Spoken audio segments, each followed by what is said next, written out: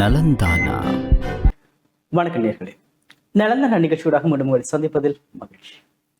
இன்றைய தினமும் நாங்கள் நலந்தானா நிகழ்ச்சியில் நாட்டில் தற்போது மக்களை பாதித்துக் கொண்டிருக்கின்ற இந்த காய்ச்சல், அதே போன்று தற்போது அதிகரித்திருக்கின்ற இந்த உஷ்ணமான காலநிலை, இதனால் ஏற்பட போகின்ற நோய் நிலைமைகள், இதிலிருந்து மக்கள் எவ்வாறு தங்களை பாதுகாத்துக் கொள்ள வேண்டும் போன்ற விடயங்களைத்தான் நாங்கள் பார்க்க போகின்றோம்.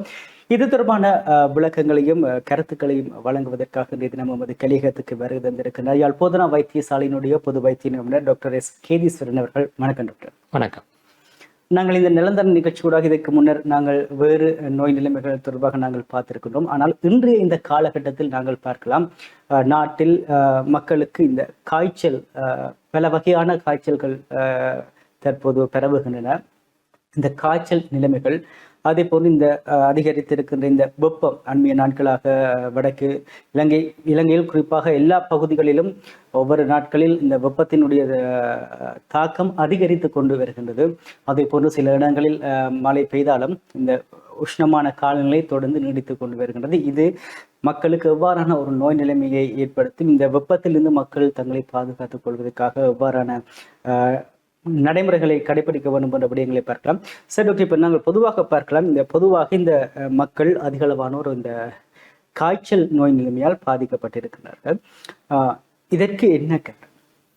காய்ச்சல்கள் தற்போது பரவிவரும் காய்ச்சல் முக்கியமாக இன்ஃப்ளூயன்ஸா இல்லை சளிக்காய்ச்சல், ஃப்ளூ என்று ஆங்கிலத்தில் இதுதான் கூடுதலாக இப்போது பரவி கொண்டிருக்கிறது. இது ஒரு வைரஸால் ஏற்படுகின்றது. இது இந்த ஆக்கள் கதைக்கும் போது அல்ல தும்மும் போது இருமும் போது சிறுதுளிகள் மூலமாக ஒருவரிடத்திலிருந்து ஒருவருக்கு பரவுகின்றது. இதுதான் பிரதானமான காய்ச்சலாக தற்போது யாழ் மாவட்டம் மட்டுமில்லை, இலங்கை பூராவும் காய்ச்சலாக உருவெடுத்துள்ளது. இதைவிட இப்போ அண்மை காலமாக சிக்குன்குனியா என்ற வைரஸ் பரவி வருகின்றது. இது முக்கியமாக ஒரு நுளம்பினால் தான் பரவுகிறது. அது டெங்கு வைரஸை பரக்கும் அதே நுளம்பான ஈடிஸ் எஜிப்டாய், ஈடிஸ் அல்போவிக்டஸ் போன்ற நுளம்புகளால் இந்த நோய் பரப்பப்பட்டு வருகின்றது. இதைவிட தெரியும், அண்மையில் ஒரு எபிடெமிக் கொண்டு ஏற்பட்டது லெப்டோஸ்பைரோசிஸ் அல்ல எலிக்காய்ச்சல். அதுவும் இப்போதும் காணப்படுகின்ற சிறிய அளவில். அதைவிட உண்ணி காய்ச்சலும் காணப்படுகின்றது. இதைவிட டெங்கி காய்ச்சலும் தற்போது கொஞ்சம் தனிந்திருந்தாலும் அது வரக்கூடிய சாத்தியக்கூறு காணப்படுகின்றது. சரி, இப்போ நீங்கள் கூறியது போன்று, அதாவது ஒருவருக்கு காய்ச்சல் வருகின்ற பொழுது அது எவ்வகையான காய்ச்சல் என்பதில் அவர்களுக்கு குழப்பம் இருக்கும். எனவே தங்களுக்கு ஏற்பட்டு இருக்கின்றது டெங்கு காய்ச்சலா அல்லது சிக்கன் குனியாவா அல்லது சாதாரண காய்ச்சலா அல்லது இன்ஃப்ளூயன்ஸா காய்ச்சலா என்பதை எவ்வாறு அவர்கள் இனங்கண்டு கொள்ளக்கூடியதாக அறிகுறிகள் மூலமாக ஓரளவு சொல்லக்கூடியதாக இருக்கும்.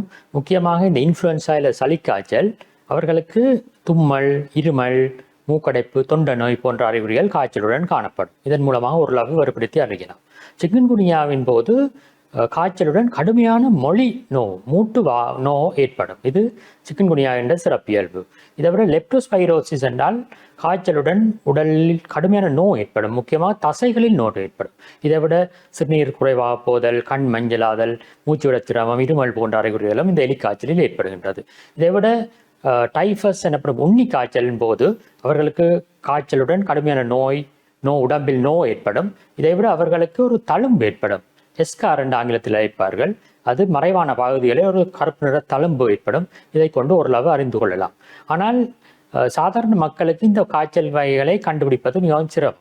ஆகவே ஒரு வைத்தியரை அணுகி அந்த வைத்தியர் மூலமாக நோய் நிலையை கண்டறிவதுதான் முக்கியமானது. பொதுவாக பார்க்கலாம், இந்த பலர் காய்ச்சல் என்று வருகின்ற பொழுது அல்லது தடிமன் என்று வருகின்ற பொழுது பெனடோல் அல்லது பெரஸ்டமோல் அல்லது விட்டமின் சி அவற்றை எடுத்துக்கொள்கின்ற உரிய வைத்திய நிபுணர்களினுடைய ஆலோசனையை இல்லாமல் எடுத்துக்கொள்கின்றார்கள். அதே போன்று சிலர் 2-3 நாட்கள் தாமாகவே இந்த மருந்துகளை எடுத்து அதன் பின்னர் வைத்தியசாலையை நாடுகிற தன்மை காணப்படுகிறது. எனவே அவ்வாறானவர்களுக்கு நீங்கள் என்ன கூறுங்கள்? முக்கியமாக இந்த பொதுவாக மக்களிடையே ஏற்படும் காய்ச்சலுக்கு இந்த சளிக்காய்ச்சல், ஃப்ளூ தான் முக்கியமான காரணம். இதை விட தடிமன் போன்ற நோய்களும் ஏற்படுகின்றன. பொதுவாக இந்த நோய்கள் தும்மல், இருமல், தொண்டனோ, மூக்கடைப்பு போன்ற அறிகுறிகள் காணப்படும். பொதுவாக இது 3 நாட்களுக்கு மேல் பொதுவாக நீடிப்பதில்லை. ஆகவே மக்கள் இந்த அறிகுறிகள் இருந்தால் நீங்கள் வீட்டிலிருந்து ஒரு 3 நாள் வரை பொறுத்திருக்கலாம். அதில் எந்த விதமான பிரச்சனையும் இல்லை. நீங்கள் பேராசிட்டமால் வில்லைகளை அந்த நியமித்த அளவுக்கு ஏற்றவாறு உண்டு கொண்டு போதிய நீராகாரங்கள் எடுப்பது, ஓய்வெடுப்பது போன்ற வழிமுறைகளை கடைபிடித்தால் போதுமானது. எல்லோரும் முதல் நாளே காய்ச்சலுடன் வைத்தியசாலைக்கு செல்ல வேண்டிய அவசியம் இல்லை.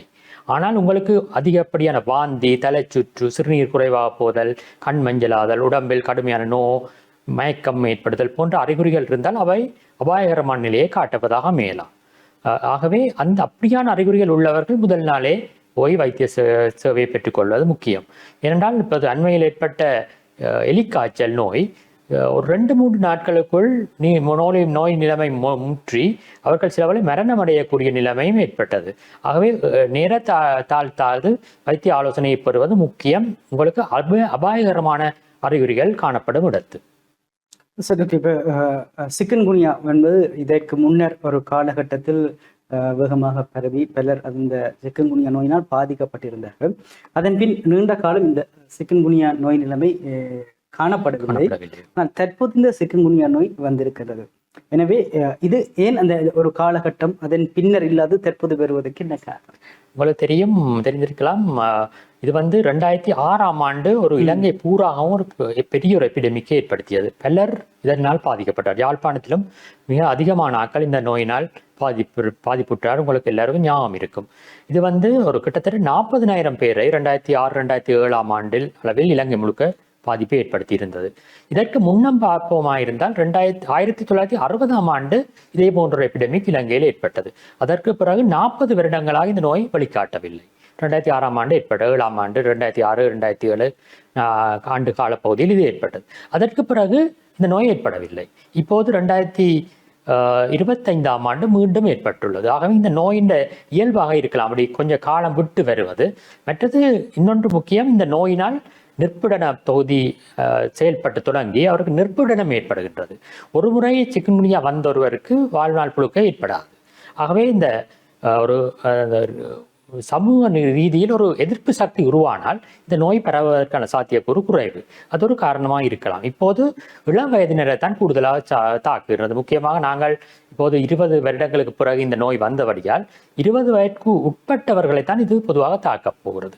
அல்லது முதல் முறை வரும்போது நோயை தாக்கம் அடையாதவர்களைத்தான் தாக்கும்.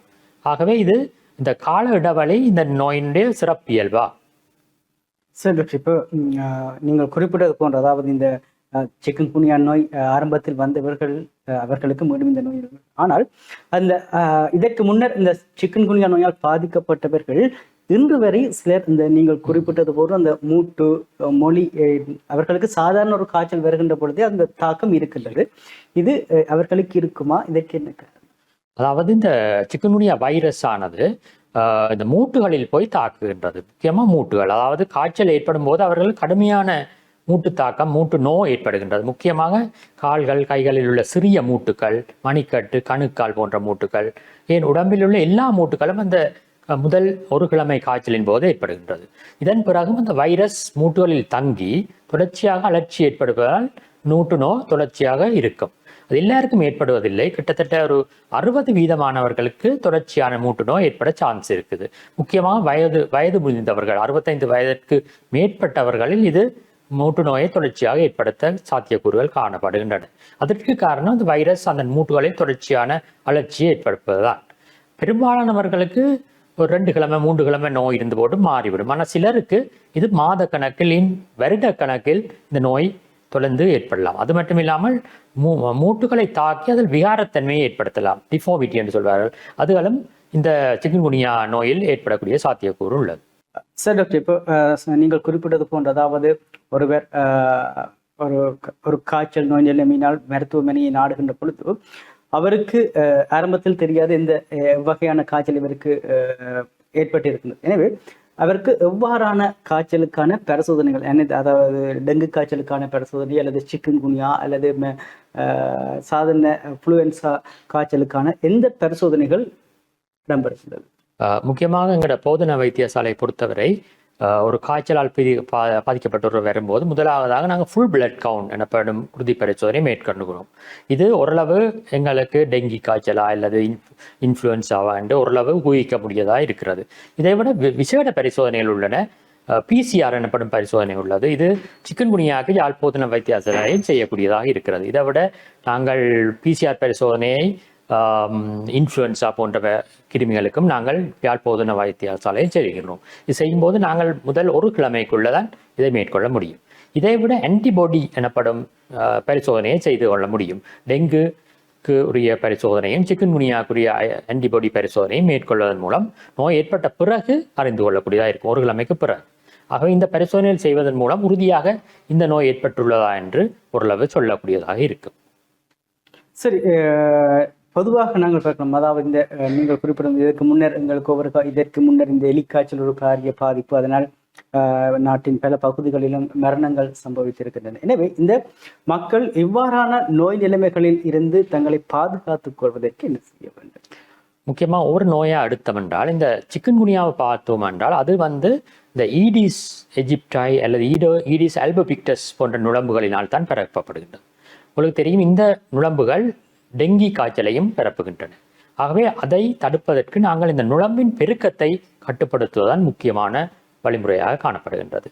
உங்களுக்கு தெரியும், இந்த ஈடிஸ் நுளம்புகள் முக்கியமாக சிறிய அசையாத சுத்தமான நீர்நிலைகளில் தான் முட்டையிட்டு பொறிக்கின்றன.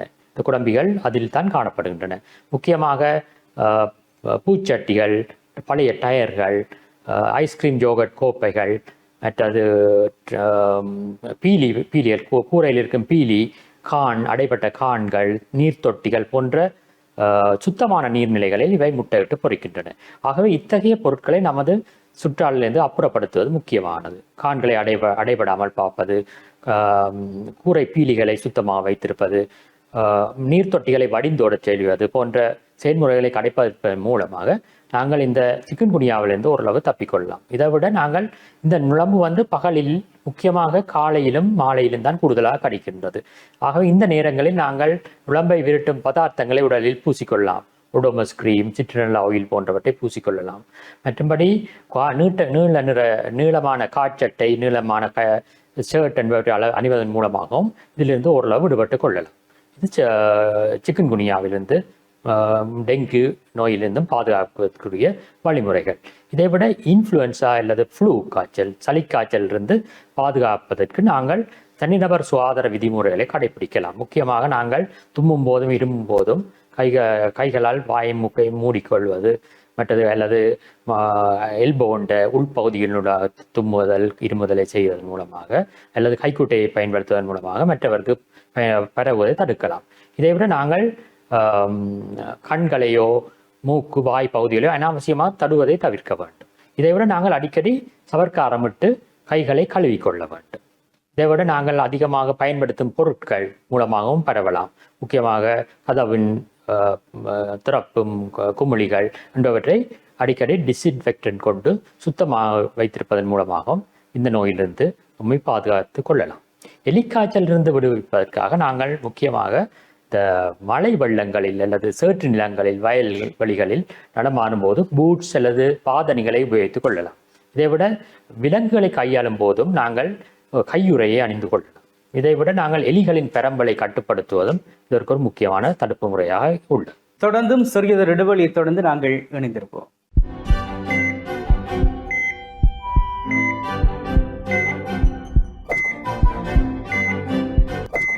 நலந்தானா சிறிய இடைவெளியை தொடர்ந்து இணைந்திருக்கின்றோம். நலந்தானா நிகழ்ச்சியோட இன்றைய தினம் நலந்தானா நிகழ்ச்சி இந்த அன்பிய நாட்களாக அதிகரித்திருக்கின்ற காய்ச்சல் நோய் நிலைமைகள் தொடர்பாக நாங்கள் பார்த்து கொண்டிருக்கின்றோம். இது தொடர்பான விளக்கங்களை வழங்கிக் கொண்டிருக்கின்றார் யாழ் போதனா வைத்தியசாலையினுடைய பொது வைத்திய நிபுணர் டாக்டர் எஸ் கேதீஸ்வரன் அவர்கள். சார், டாக்டர், இதற்கு முன்னே இந்த காய்ச்சல், அதிலிருந்து மக்கள் எவ்வாறு தங்களை பாதுகாத்துக் கொள்ள வேண்டும், அதே போன்றும் இந்த எவ்வகையான காய்ச்சல் தங்களுக்கு வந்திருக்கிறது என்பதை அவர்கள் இவ்வாறான பரிசோதனைகள் மூலம் உரிய வைத்திய நிபுணரை நாடுவதன் ஊடாக இனங்கண்டு கொள்ளக்கூடியதாக இருக்கும் என்று கூறியிருக்கேன். சரி, அடுத்ததாக இந்த காய்ச்சலால் பாதிக்கப்பட்டவர்கள் அவர்களுக்கான உணவு பழக்க வழக்கங்கள் எவ்வாறானதாக இருக்கும்? எந்த காய்ச்சலாக இருந்தாலும் நீங்கள் போதிய அளவு நீர் ஆகாரங்களை அருந்த வேண்டும். முக்கியமாக டெங்கி காய்ச்சலின் போது நீரிழப்பு ஏற்படுதல் ஒரு முக்கியமான பிரச்சனை. ஆகவே ஒரு வளர்ந்த ஒருவர் 50 கிலோகிராமுக்கு கூடிய நிறையுடைய ஒருவர் ஒரு நாளைக்கு 2400 மில்லிலிட்டர் பானங்களை அருந்த வேண்டும். முக்கியமாக நீர் மட்டுமில்லை, நீரை விட அவர்கள் கூடுதலாக உப்பு, சீனி என்பவை கொண்ட பானங்களை அருந்த வேண்டும். முக்கியமாக பழச்சாறு வகைகள், சூப் வகைகள், கஞ்சி, நெல்லுப்பொரி தண்ணி, இளநீ, மற்றது ஓஆர்எஸ் எனப்படும் ஜீவனி போன்ற பதார்த்தங்களை அவர்கள் அதிகமாக எடுத்துக்கொள்ள வேண்டும். இது முக்கியமானது. அதைவிட அவர்கள் இலகுவில் சமைக்கக்கூடிய போஷாக்குள்ள உணவுகளை சிறிதாக பல தடவை உண்ண வேண்டும். இது முக்கியமாக அவர்களுக்கு வாந்தி ஏற்படும் சாத்தியக்கூறு உள்ளதால் அவர்கள் சிறிய அளவில் பல தடவைகள் உணவை உண்ணக்க வேண்டும். சமைக்கக்கூடிய உணவுகளை கூடுதலாக பயன்படுத்த வேண்டும். இதை விட டெங்கு நோயாளிகள் சிவப்பு கலரான அல்லது பிரவுன் கலரான பானங்களை அருந்தக்கூடாது. ஏனென்றால் அவர்கள் சத்தி எடுப்பார்களா இருந்தால் அது இரத்தம் போகிறதா அல்லது அந்த பானம் போகிறதா என்று நம்மால் சொல்ல முடியாது. ஆகவே அத்தகைய பதார்த்தங்களை தவிர்க்க வேண்டும். இது மட்டுமே டெங்குக்கு மட்டுமில்லை, இன்ஃப்ளூயன்சா, எலிக்காய்ச்சல் போன்ற எல்லா நோய்களுக்கும் இவ்வாறான விதிமுறைகளை கடைபிடிக்க வேண்டும். எலிக்காய்ச்சலின் போது சிறுநீரக செயல்பாடு தொழிற்பாடு பாதிக்கப்படலாம். ஆகவே இவ்வாறான நோயுடையவர்கள் பொட்டாசியம் இரத்தத்தில் அதிகரிக்கலாம். ஆகவே இளநீ, பழச்சாறு என்பவற்றை வைத்தியரின் ஆலோசனை இல்லாமல் பயன்படுத்துவதை தவிர்த்துக் கொள்ள வேண்டும். சரி டாக்டர், இந்த நோய் நிலைமைகளிலிருந்து தங்களை பாதுகாத்துக் கொள்வதற்கு அவர்கள் ஏதாவது தடுப்பூசியை மருத்துவமனைகளில் பெற்றுக்கொள்ளக்கூடியதாக இருக்குமா? முக்கியமாக நாங்கள் பார்ப்போமா இருந்தால் இந்த டெங்கி நோய்க்கு உலகில் 2 வேக்சின்ஸ்கள் இப்போது அண்மையில் கண்டுபிடிக்கப்பட்டுள்ளன. கியூடெங்கா, டெங் வெக்சியான்னு 2 வேக்சின்ஸ். அது பெரிதளவில் இலங்கையில் நிச்சயமாக இல்லை, பெரிதளவில் உலகம் முழுக்கவும் பெரிதாக பயன்படுத்தப்படவில்லை. சிறிய அளவு ஐரோப்பிய நாடுகளில் தான் இப்போது பயன்படுத்துகின்றார்கள்.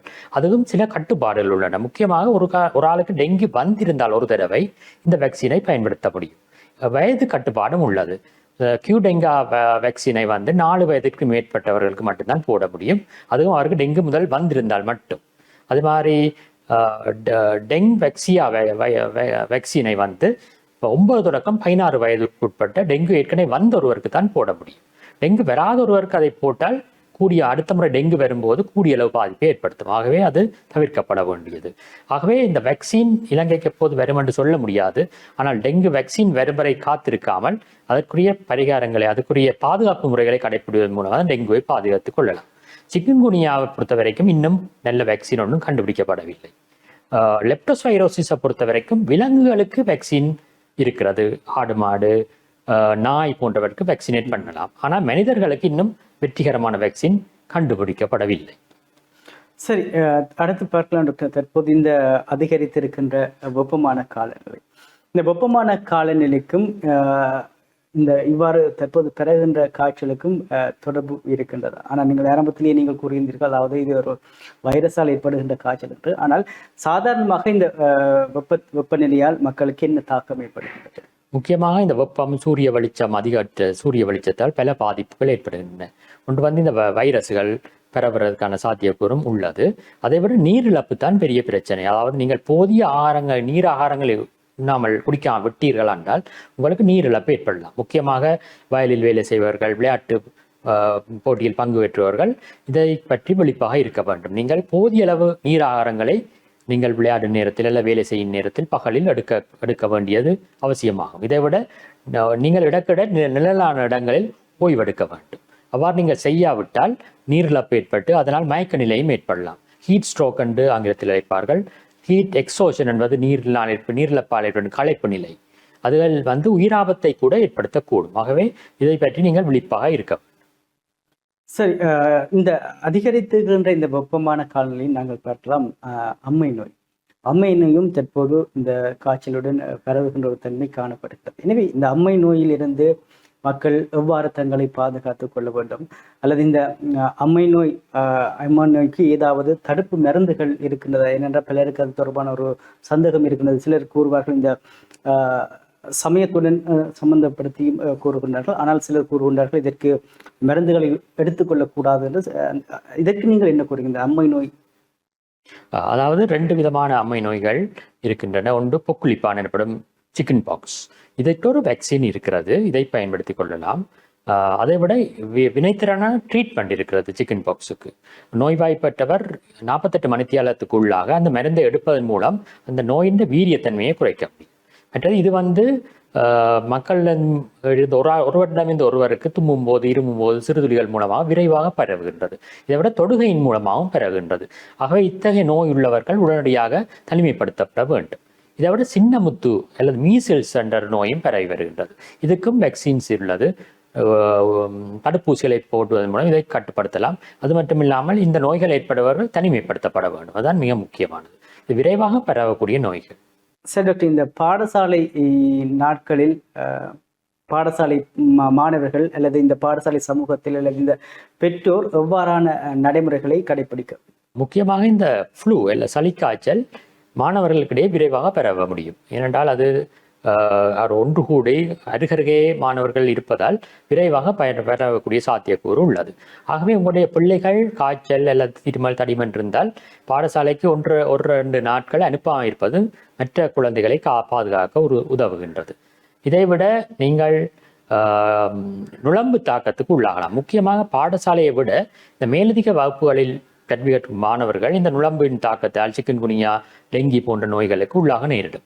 ஆகவே இந்த வகுப்புகளில் நீங்கள் சுகாதாரத்தை கடைபிடிக்க வேண்டும். அதாவது இந்த முன்பு நான் குறிப்பிட்ட பரவக்கூடிய பதார்த்தங்களை ஒரு கிழமைக்கு ஒருக்காவது அகற்றிக்கொள்ள வேண்டும். இதைவிட நீள காட்சட்டை அல்ல நீள ஷர்ட்டுகளை அணிவதன் மூலமாகவும் நுளம்பு விரட்டிகளை பயன்படுத்துவதன் மூலமாகவும் நுளம்புகளின் தாக்கத்திலிருந்து விட வேண்டும். அது மட்டும் இல்லாமல் நாங்கள் விளையாட்டு போட்டிகள் உடற்பயிற்சிகளை பொறுத்த வரைக்கும் ஒரு 10-11 மணிக்கு முதலாக அல்லது 4-5 மணிக்கு பிறந்ததாக அதை செய்வதன் மூலமாக உடலிலிருந்து அதிகளவு நீரிழப்பு ஏற்படுத்துவதை நாங்கள் கட்டுப்படுத்தி கொள்ள முடியும். அதைவிட போதியளவு நீர் ஆகாரங்களை இந்த மாணவர்கள் அருந்த வேண்டும். இதன் மூலமாக நீரிழப்பை தடுத்து கொள்ளக்கூடியதாக இருக்கும். சரி டாக்டர், இந்த தற்போதைய இந்த காலகட்டத்தில் நிலவுகின்ற இந்த நீங்கள் குறிப்பிட்ட இந்த காய்ச்சல்கள் கர்ப்பிணி பெண்கள் இந்த நாட்களில் எவ்வாறான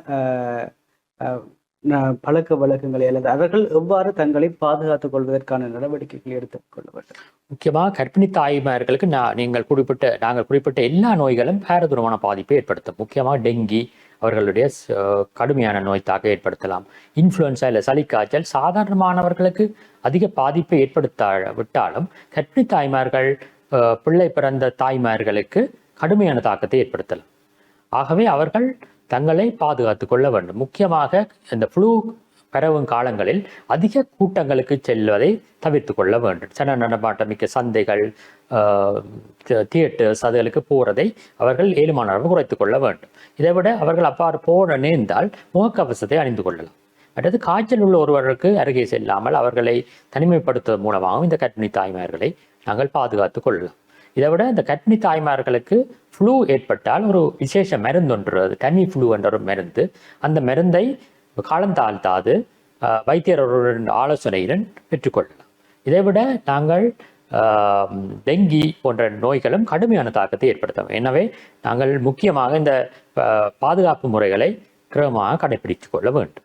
சரி, பாலூட்டும் தாய்மார்கள் அவர்கள் இந்த நோய் காய்ச்சல் அல்லது இந்த அம்மன் தட்டமை, அம்மன், சிக்கன் பாக்ஸ் அவ்வாறான நோய் நிலைமையால் பாதிக்கப்பட்டிருந்தால் அவர்கள் தங்களுடைய குழந்தைகளுக்கு பாலூட்ட முடியுமா? அவர்கள் எவ்வாறான செயற்பாடுகளில் முக்கியமாக இந்த தட்டமை நோய், பொக்குளிப்பான் போன்ற நோய்களில் ஃப்ளூ போன்றவை நிச்சயமாக பிள்ளைக்கு பெறவ சான்ஸ் இருக்கு. ஆனால் நீங்கள் பால் கொடுக்காமல் இருப்பதை நாங்கள் விரும்பவில்லை. ஏனென்றால் அது பரவுவதென்றால் ஆரம்ப கால நேரத்திலே அது பரவி இருக்கும். ஆகவே இந்த நோய் நிலைமைகள் ஏற்பட்ட பிறகு நீங்கள் பால் கொடுப்பதை தவிர்ப்பது அவ்வளவு நல்லதில்லை. தாய் கடுமையான நோய்ப்பாய்ப்பட்டால் தான் பால் கொடுக்காமல் தடுக்க வேண்டும். அல்லாது போனால் நீங்கள் பால் கொடுப்பதை தடுக்க வேண்டும். என்றால் பாலினால் ஏற்பட்ட நன்மைகள் இந்த நோய் ஏற்படுவதால் ஏற்பட்ட தீங்கை விட மிகவும் அதிகமானவை. சரி டாக்டர், நாங்கள் இதுக்கு முன்னாடி இந்த கர்ப்பிணி தாய்மார், அதே போன்று இந்த பாலூட்டும் தாய்மார் விடயங்களை நாங்கள் பார்த்திருந்தோம். அதே போன்று இந்த தொற்றா நோய்கள், அதாவது இந்த நாட்பட்ட நோய்களான இந்த நீரிழிவு, ஹார்ட் அட்டாக் போன்ற சிறுநீரக பாதிப்பு இருக்கின்ற நோயாளர்கள் அவர்கள் எவ்வாறு தங்களை பாதுகாக்க? அதே வழிமுறைகள் தான். முக்கியமாக இந்த தொற்றா நோயுடையவர்கள், இருதய வருத்தம், சிறுநீரக வருத்தம் உடையவர்கள் இந்த நோயினால் கடுமையாக பாதிக்கப்படக்கூடும். முக்கியமாக இந்த ஃப்ளூ அல்லது இன்ஃப்ளூயன்ஸாவால் இவர்கள் கடுமையாக பாதிக்கப்படக்கூடிய தன்மைகள் காணப்படுகின்றன. எனவே இவர்கள் அந்த ஜனக்கூட்டங்கள் போவது, முகக்கவசம் அணிவது போன்ற செயல்முறைகளை கடைபிடிப்பதன் மூலமாக தங்களை பாதுகாத்துக் கொள்ள முடியும். அது மட்டுமில்லாமல் கர்ப்பிணி தாய்மார்களும் பிள்ளை பிறந்த தாய்மார்களும் இந்த நாட்பட்ட நோயாளிகளும் முதலாவது நாளே காய்ச்சல் இருந்தால் வைத்திய உதவியை அணுகுவது முக்கியம். ஏனென்றால் அவர்களுக்கு இந்த நோய் கடுமையான தாக்கங்களை ஏற்படுத்தும். நன்றி. இன்றைய தினமும் நிலந்தர நிகழ்ச்சி நிறைவடைகின்றது. இன்றைய தினம் நிலந்தர நிகழ்ச்சியில் நாங்கள் இந்த காய்ச்சல் நோய் நிலைமைகள், அதே போன்று தற்போது இந்த வெப்பமான காலநிலையில் பரவுகின்ற நோய் நிலைமைகள், அதிலிருந்து எவ்வாறு மக்கள் தங்களை பாதுகாத்துக் கொள்ள வேண்டும், முக்கியமாக டாக்டர் ஒரு விடயத்தை கூறினார். அதாவது இந்த அதிகமான நீர் ஆகாரங்களை நாங்கள் பருகுவதன் ஊடாக இந்த நோய் நிலைமைகளிலிருந்து நாங்கள் எங்களை பாதுகாத்துக் கொள்ளக்கூடியதாக இருக்கும் என்று கூறியிருக்கின்றனர். அதே போன்று இந்த வெப்பமான காலநிலையில் மக்கள் எவ்வாறான நடைமுறைகளை கடைபிடிக்க வேண்டும் போன்ற விடயங்களை கூறியிருக்கின்றார். யாழ் போதனா வைத்தியசாலையினுடைய பொது வைத்திய நிபுணர் டாக்டர் எஸ்.கே.ஜீஸ்வரன் அவர்களுக்கு நன்றிகளை கூறிக்கொண்டு, யாழ்ப்பாண நீரிழிவு கழகத்தினுடைய தலைவர் மைக்கேல் அவர்களுக்கு நன்றிகளை கூறிக்கொண்டு மீண்டும் மற்றும் ஒரு நிகழ்ச்சியோட சந்திப்போம். வணக்கம்.